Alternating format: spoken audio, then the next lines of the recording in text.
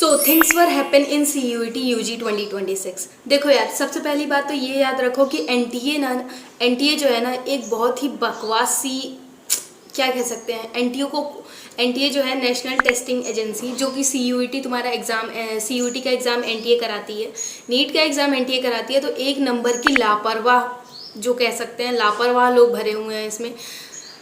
हर बार paper leak हो जा रहा है। नीट का कम से कम 2 बार पेपर लीक करवाया है इन लोगों ने। मतलब किस तरीके का, वो कौन से लोग हैं जो रोक नहीं पा रहे हैं नीट पेपर लीक से।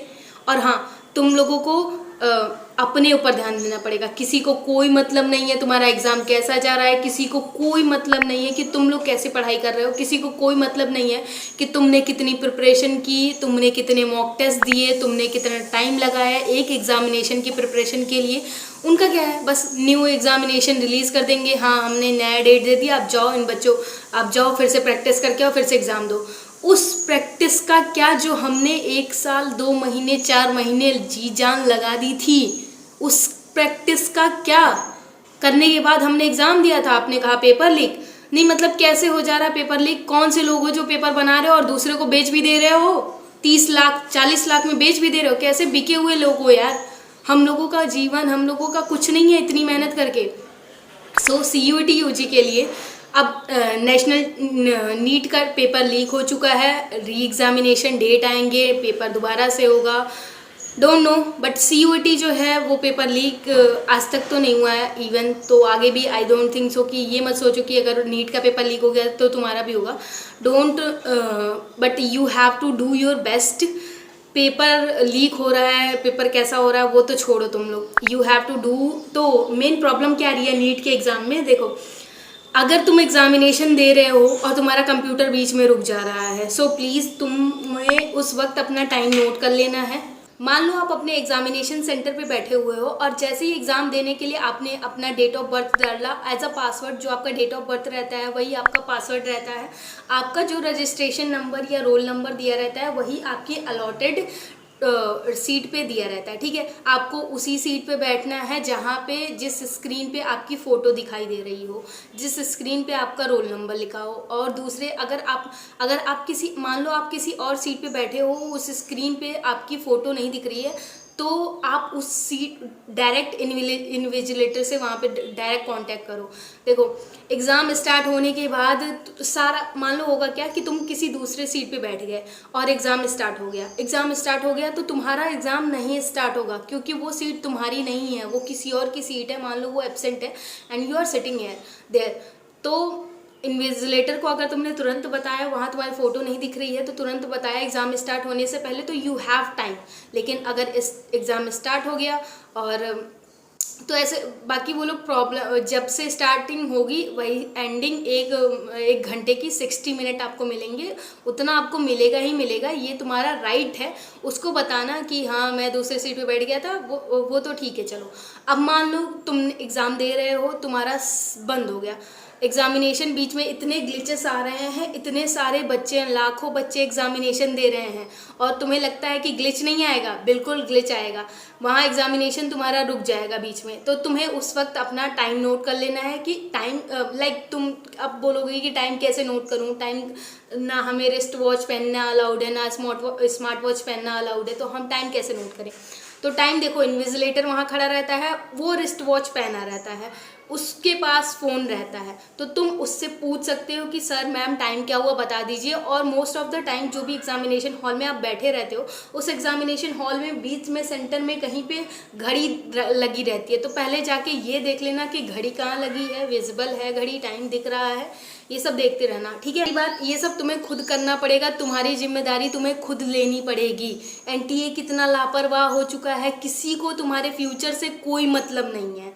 इतने लाखों बच्चे, इतने सब पैसे दे रहे हो, मतलब 1200, 1300, 1600, 2-2 हज़ार इवन बच्चे CUET का एग्ज़ाम फॉर्म भर रहे हैं इतना पैसा लगा के, लेकिन आप क्या दे रहे हो फैसिलिटी के रूप में? आप क्या दे रहे हो? ग्लिचेस आ रहे हैं, नेट नहीं चल रहा है आपका पेपर लीक हो जा रहा है, आपका एग्जामिनेशन रोक दिया जा रहा है बीच में, तो भाई ये सब प्रॉब्लम। और एनटीए को लिटरली इससे कोई मतलब नहीं है तुम लोगों से, उसे बस इतना साबित करना है कि हाँ नीट में जो पेपर लीक हुआ उसकी गलती नहीं है। क्या कर सकते हैं यार, तो तुम्हें खुद अपना अपना सहारा, अपना जो है वो सब तुम ही हो, तुम हो। तो अपने ध्यान रखो, अपना पेपर मत खराब होने देना, पेपर अच्छे से देना। एंड मोस्ट प्रोबेबली देखो, ऐसा भी नहीं है कि ये लोग पेपर सुबह 7 बजे से ले रहे हैं, सुबह 8 बजे तक ख़त्म कर दे रहे हैं। ये लोग ले रहे हैं भरी दोपहर में, एकदम एकदम कड़ी दोपहर में ये लोग एग्जामिनेशन ले रहे हैं।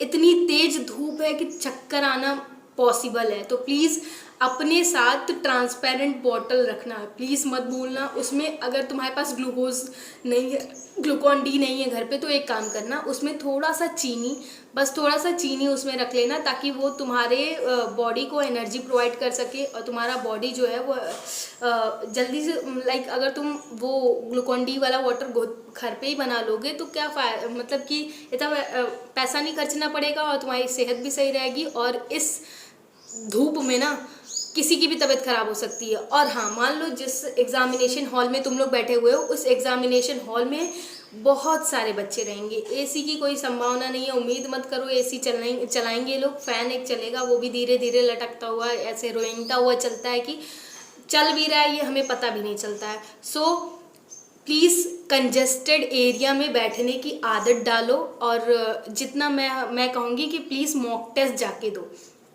तुम्हारे आसपास साइबर कैफ़े होगा, वहाँ चले जाओ, मॉक टेस्ट जाके दो। मॉक टेस्ट में क्या होता है, नंबर ऑफ़ क्वेश्चन करने की प्रैक्टिस हो जाती है और टाइम बाउंडेशन जो होता है, लाइक 60 मिनट के अंदर ही आपको 250 क्वेश्चन करने हैं CUET UG के, तो वो 250 क्वेश्चन 60 मिनट करने की आपको आदत पड़ जाती है। और हाँ, इंग्लिश का जो मैंने अपने क्वेश्चंस बता रखे हैं, लाइक देखो मेनली क्या है कि जो सिलेबस है वो 12th का ही आ रहा है। जो आप एग्जामिनेशन दे रहे हो CUET UG, उसका सिलेबस मेनली आ कहाँ से रहा है, क्लास 12th के टॉपिक से, क्लास 12th के सब्जेक्ट से। तो जब वही क्वेश्चंस वहीं से सिलेबस आ रहा है NCERT क्लास 12th से, एंड हर साल पेपर हो रहा है, 11 से लेके 30 मई तक पेपर हो रहा है, तो मोस्ट प्रोबेबली ऐसी संभावनाएं हैं, लाख बार मैं कहूँगी कि प्रीवियस ईयर क्वेश्चन रिपीट हो रहे हैं, बार बार वही क्वेश्चन दिए जा रहे हैं। डजंट मैटर क्वेश्चन नंबर कैसा है, क्वेश्चन नंबर चेंज होंगे बट क्वेश्चन चेंज नहीं हो रहे हैं, क्वेश्चन भी सेम आ जा रहे हैं कभी कभी तो ऐसे शिफ्ट में, ठीक है। तो देखो मैंने क्वेश्चन प्रैक्टिस करा दिया था अपनी पिछली वीडियो में, जितने भी 15 क्वेश्चन मेन थे वो मैंने करा दिया था। एंड अगर आप लोग बोलोगे तो मैं आगे और प्रीवियस क्वेश्चन के सारे सब्जेक्ट के प्रैक्टिस करा दूंगी, अगर आपने मुझे सब्सक्राइब करके अपना सब्जेक्ट कमेंट कर दिया तो, ठीक है। तो इतना याद रखना कि मॉक टेस्ट जाके प्लीज़ एक बार लगाओ, बिकॉज क्या होता है कि मॉक टेस्ट हमेशा, तुम पता है फ़ोन में भी फ्री मॉक टेस्ट लगा सकते हो। अगर ऐसा फ्री मॉक टेस्ट चाहिए होगा तो तुम मुझे एक बार कमेंट में बताना कि दीदी फ्री मॉक टेस्ट कैसे कर सकते हैं प्रैक्टिस घर पे बैठ के फ़ोन से, तो वो भी मैं बता दूंगी। बाकी ये उनके लिए है जो अफोर्ड नहीं कर पा रहे हैं जाना, ये उनके लिए है जो 20 रुपये 40 रुपये नहीं दे पा रहे हैं साइबर कैफ़े। लड़कियों के लिए मेनली वो साइबर कैफ़े अलाउ नहीं कर रहे हैं घर वाले जाने के लिए। तो देखो तुम लोग फ्री में मॉक टेस्ट लगाओ, अपने फ़ोन पे लगाओ, ठीक है, लेकिन लगा के ही जाना एग्जामिनेशन सेंटर पे, बिना लगाए मत जाना। बिकॉज आपका अभी आपने 12th पास आउट किया है, कोई वो नहीं है, कोई एक्सपीरियंस नहीं है कंप्यूटर पे एग्जामिनेशन देने का, और ये फर्स्ट एग्जामिनेशन है, वो भी कंप्यूटर पे हो रहा है, और इस पे माइनस मार्किंग भी है। 5 मार्क्स एक क्वेश्चन पे मिल रहा है, तो माइनस मार्क भी कर दे रहे हैं ये लोग, ओके। सो प्लीज़ देखो, अब बेनिफिट क्या है, कंप्यूटर पे अगर तुम गए वहाँ पे मॉक टेस्ट लगाने, तो वहाँ पे तुम्हारा पूरा एक फील रहता है, कंप्यूटर सामने रहता है, नंबर ऑफ क्वेश्चन 250 रहते हैं, वहाँ पे भी 5 मार्क्स मिलते हैं, वहाँ पे भी 1 मार्क्स काटे जाते हैं, वहाँ पे भी पूरा तुम्हारा रिजल्ट निकल के आता है कितने में से। और वहाँ मेन थिंग इज़ दैट कि वहाँ पे टाइम पता चलता है, आपने टाइम कितना यूटिलाइज़ किया। 60 मिनट में ही आप पूरा पेपर कर पाए या नहीं कर पाए, कितने अटैम्प्ट किए, कितने नहीं अटैम्प्ट किए, कितने आपने देखे, कितने नहीं देखे, ये सारे के सारे मॉक टेस्ट में पता चल जाता है। और सेम ऐसे फ़ोन में भी होता है, ठीक है। तो मॉक टेस्ट अगर जिसको फ्री में फ़ोन में चाहिए तो वो मैं बता दूंगी, बाकी मैं कहूँगी कि जाके एक बार प्रैक्टिस कर लो साइबर कैफ़े पे, ओके।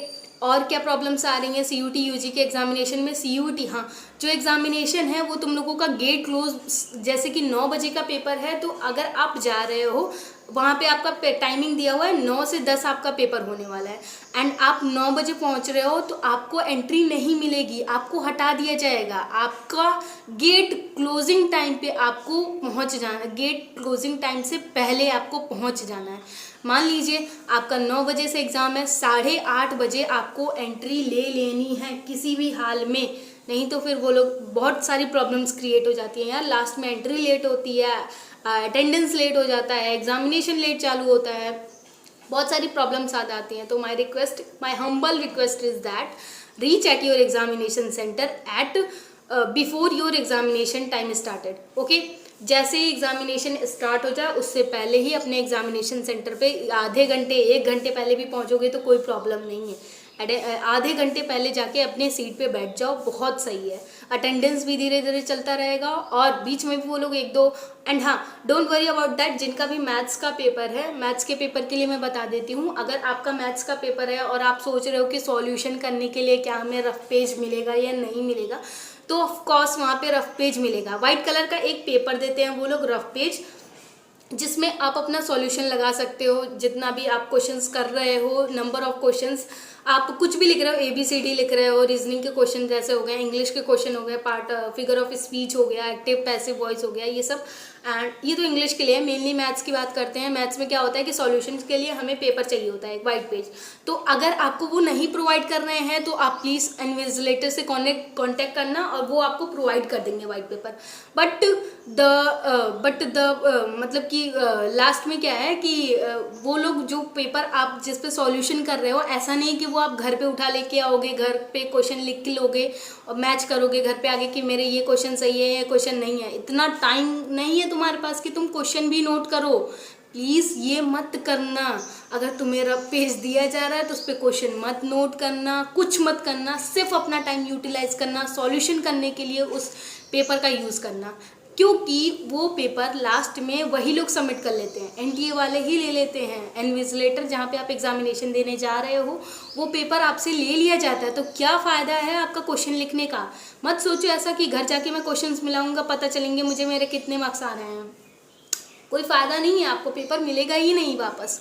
ओके, एंड प्लीज़ अपने ऊपर ध्यान दो, मॉक टेस्ट लगाओ, जितना हो सके उतना हाइड्रेटेड रहो, पानी पियो एग्जामिनेशन। और हाँ, अपना ख्याल रखो, NTA को कोई मतलब नहीं है, बहुत ही लापरवाह हो चुकी है NTA। पहले तो ठीक ठाक थी यार, लेकिन अब इतनी लापरवाह हो चुकी है, तुम्हारे फ्यूचर से कोई मतलब नहीं है किसी को। You are the responsible for your future, उनका बस इतना कहना है।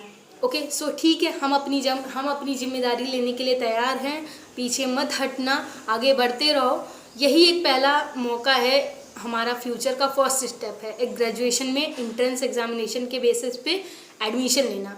बाकी मैं आपके साथ हूँ, हमेशा रहूँगी।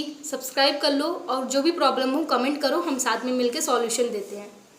नीट एग्जामिनेशन का जो नीट का ऑप्शन दिया है, ये NTA वालों का लापरवाही और गवर्नमेंट, मोदी जी, इन सब बोलने पे मुझे गवर्नमेंट पे बोलने का कोई हक नहीं है, लेकिन मेरा इतना हक है कि मैं आपकी मदद कर सकूं, तो मैं वो कर रही हूँ। एंड हाँ, जो भी बच्चे मेरे को मैसेज कर रहे थे, जो भी बच्चों ने मेरे को कमेंट किया था कि दीदी मेरा 2 दिन बाद पेपर है, मेरा 4 दिन बाद पेपर है और मेरा जो है अभी सिलेबस कवर नहीं है, मैंने प्रैक्टिस ही नहीं किया है, मैं क्या करूँ, अब तो मेरा एग्ज़ाम गया, अब मैं क्या करूँगा। तो देखो, प्रॉब्लम इज़ दैट कि तुमने अभी तक कोई पढ़ाई नहीं की है, ठीक है, चलो की भी है तो वो तुम्हारे दिमाग में घुसा नहीं है, वो तुम्हें समझ में नहीं आया है। तो अब जो है वो टाइम नहीं बचा है ये सब डिस्कस करने का कि तुम्हें कहाँ पढ़ना चाहिए, तुम्हें क्या पढ़ना चाहिए, क्या नहीं पढ़ना चाहिए।